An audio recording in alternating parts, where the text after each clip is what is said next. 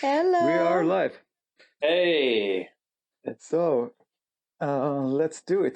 Today we're going to talk about Netflix, and specifically, I think, about a show that you, Shada, have been really into, and you've made us see it. So it's called Peaky Blinders. Yeah. It's No, yeah, no. right. Peaky fucking blinders. Don't forget the fucking. It's a gangster show, right? And there's a lot of brutality. I was thinking about this show in terms of, I don't remember the name. It's basically when what a fly gets if it looks at a candlelight and you just want to fly into it. Right. It's called super stimuli. Normally, if a fly tries to orient itself in forest, let's say, by how much light there is in a certain direction, it basically directs itself towards the light because it doesn't want to fly into a tree or something like that. And that's the stimulus that it has. But that stimulus, if you increase it manifold, it doesn't understand that it gets too much. so if you put a light in front of it, there's just an enormous amount of this stimuli flies right into it. And it said that humans have that as well. We also have a sense of direction. Humans have a sense of direction and a sense of place in the world, and et cetera, et cetera. So you can imagine also that you can make a super stimuli out of how we want to experience our life stories. And you can imagine some of those stories that we want to be and to be more stimulating than others.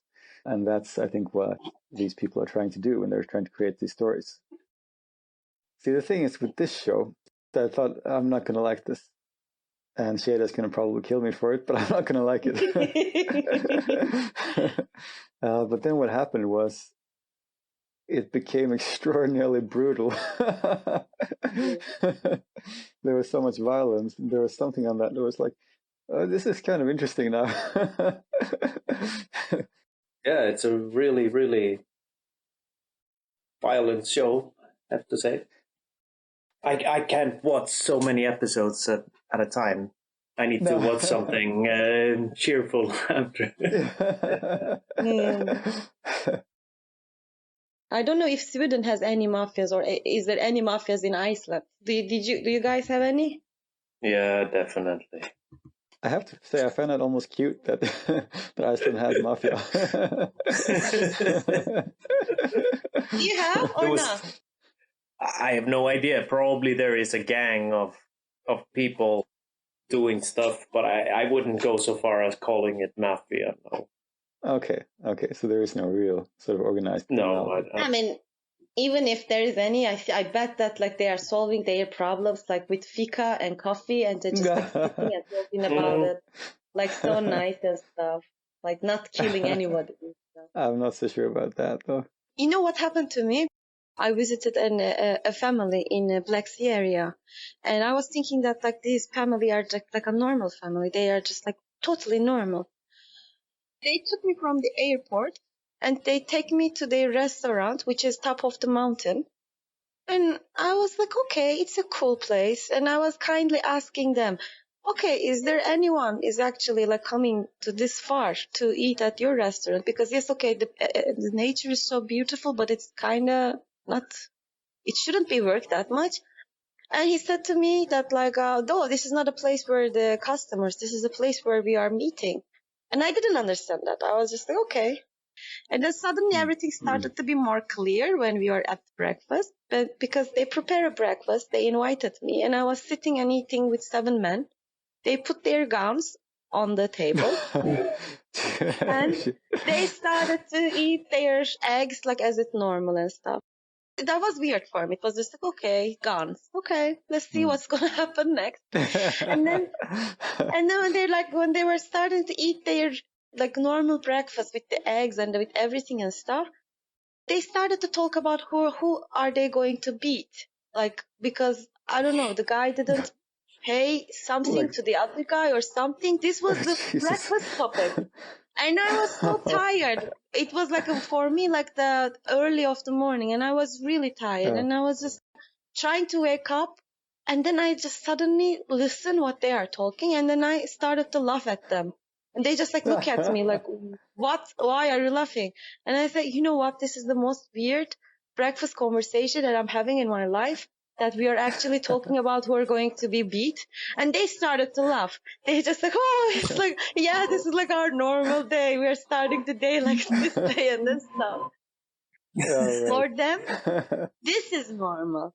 This is normal Yeah, for them. sure. When I was in Kyrgyzstan, I was hitchhiking with a friend, and we got picked up by two very friendly gangsters.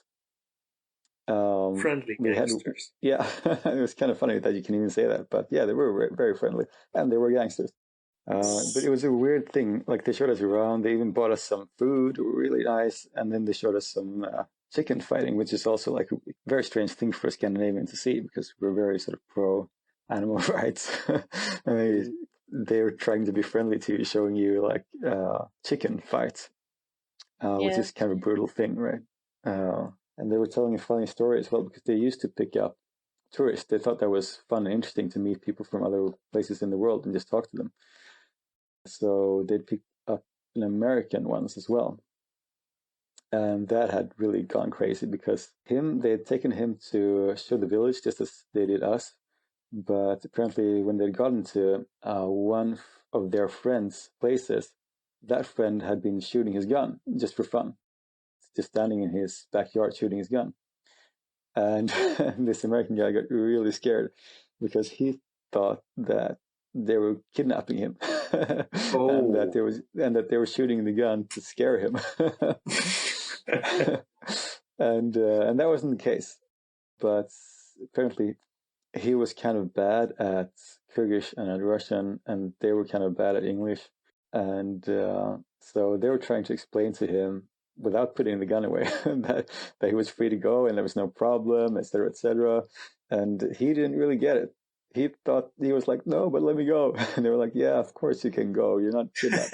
And he was like, no, but please let me go. And that went on for a while before that guy really understood that there wasn't a real problem.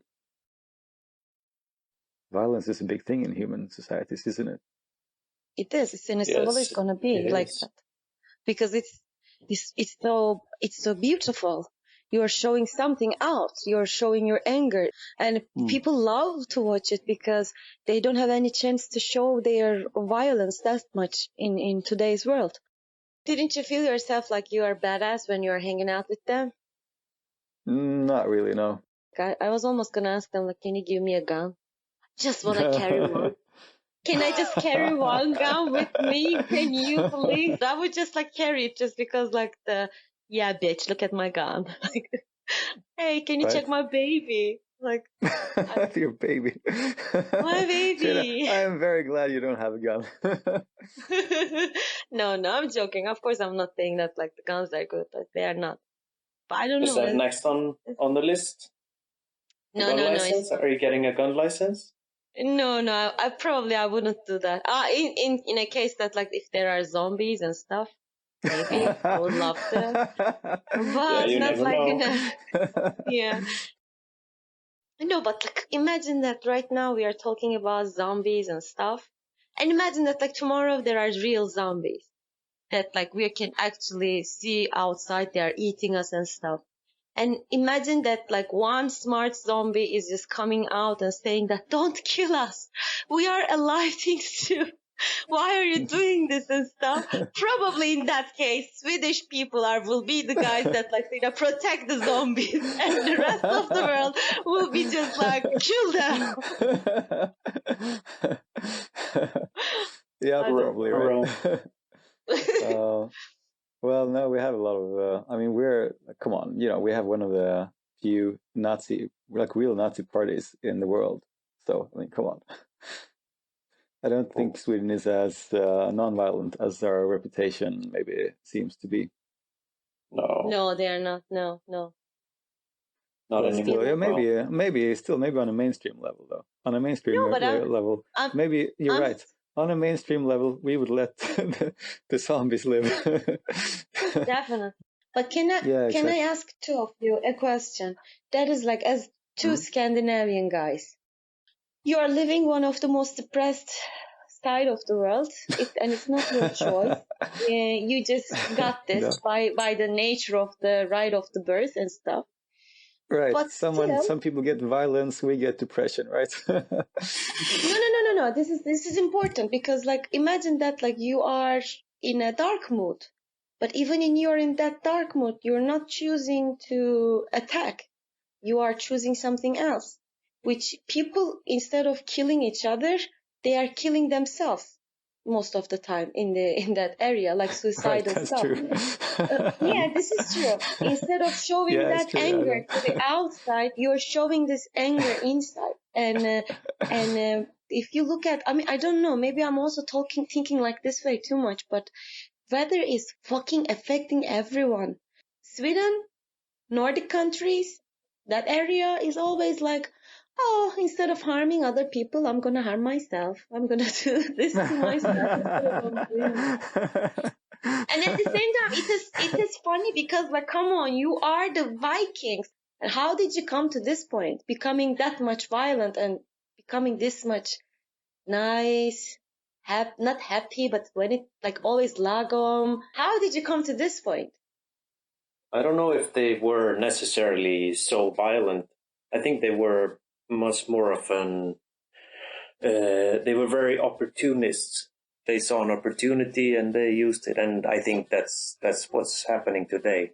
We see an opportunity to evolve much further if we scratch all the backs instead of just scratching one back. Yeah, I guess so. I think there's more of and I think there's a different morale as well, though. I think morale has changed from being something like you have to fight your enemies to something like we have to come together as a world and build something good. Yeah. Don't you think that like this is also affected by the weather or stuff? Imagine that like we are living in 1600s. Yeah, 1600s. We are living in that time. And imagine that you, Ole, you are the king of Iceland. Rasmus, you are the king of Sweden, and I'm the king of Denmark, okay? I'm not saying that these are the peaceful times. Of course they fight. Of course they have the wars and stuff. But imagine that you're having a really dark winter, like really fucking dark winter. You are just like so depressed you're almost gonna kill yourself. You wanna kill your enemy, but you can't because the weather is not letting you to do that. You can't, if you put yourself out on that dark and cold winter, probably you're gonna die. It's gonna be like a real suicide. And then you're keeping yourself at the inside in your castle. We are putting inside the castles like, oh my god, like it's so boring. And then suddenly a fucking beautiful spring is coming. And automatically you're feeling yourself like, oh shit, this is a beautiful life. Like, why should I just kill Rasmus? I'm gonna let him to live another year.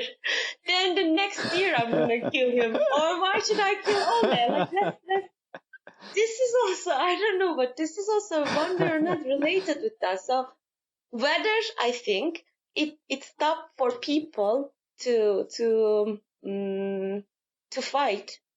And I think the Nordic area people started to more discover about their inner world, like the real fight with themselves. I really loved your story about how Swedes became Swedes, or how Scandinavians became Scandinavians. So I'm sure there are many theories, but I think that was the best one I've heard so far.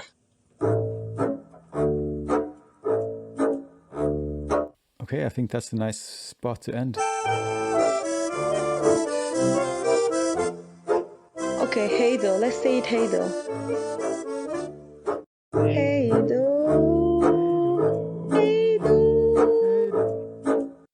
So, we come to the end. And I'm going to watch Netflix.